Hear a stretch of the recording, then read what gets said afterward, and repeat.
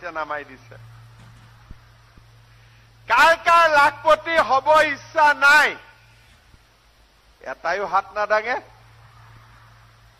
কাৰ কাৰ লাখপতি হ'ব ইচ্ছা আছে বা ইয়াতো কিন্তু তিনটাতকৈ ওপৰত বাচ্চা হ'ব নোৱাৰিব ঠিক আছে দুটা কোৱা নাই তিনটা কৈছো এটা এক্সটেনশন দি দিছো ঠিক আছে এতিয়া ফৰ্ম বিলাক ফিল আপ কৰি দিলে কোনে কোনে ফৰ্ম জমা দিলে হাত দাঙক এতিয়া যিবিলাকে ফৰ্ম জমা দিলে লাহেকৈ আপোনালোকৰ আমি ফৰ্ম বিলাক পৰীক্ষা কৰিম আৰু এদিন আপোনালোকৰ বেংক একাউণ্টত মই টুপুং কৰি 10,000 টকা ভৰাই দিম ঠিক আছে এতিয়া 10,000 টকাটো আমি কি কৰিম আমাৰ গিৰিয়েকক দি দিম হয় নহয় হা কোনে কোনে গিৰিয়েকক দিব হাত দাঙক আৰু কোনে কোনে নিদিয়ে হাত দাঙক এটা গিৰিয়েক বিলাকে যদি বিজেপিক ভোট নিদিয়ে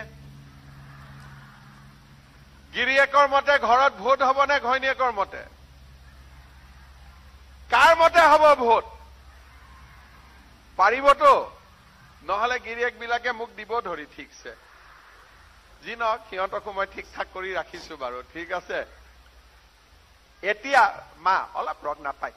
মিটিঙৰ পিছত কবি এনেকে কৰিব নাপায় মামা মিটিঙৰ পিছত কচোন ভাল মানুহৰ দৰে ভিতৰত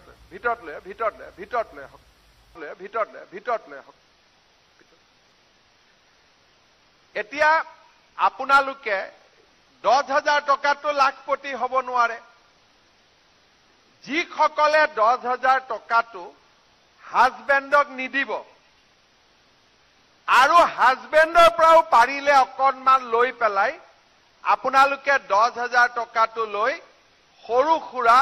এটা ব্যৱসায় আৰম্ভ কৰিব লাগিব ঠিক আছে যিসকলে ব্যৱসায় আৰম্ভ কৰিব তেওঁলোকক আকৌ এবাৰ মই 25,000 টকা দি দিম এটা বিশ্বাস নহয় কাৰণে 25,000 টকাটো জোৰে কৰি হাত নামাৰে কতোৱে নামাৰে হয়নে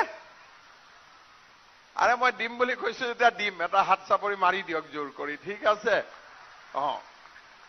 ইয়াৰে কিন্তু 12,500 টকা বেংকক ঘূৰাই দিব লাগিব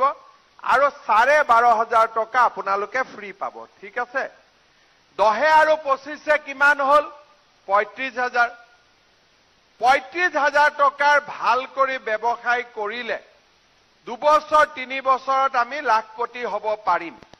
আৰু যদি নোৱাৰো আৰু 10-20,000 টকা মই দি দিম মুঠতে লাখপতি কৰিহে এৰিম আৰু হ'ব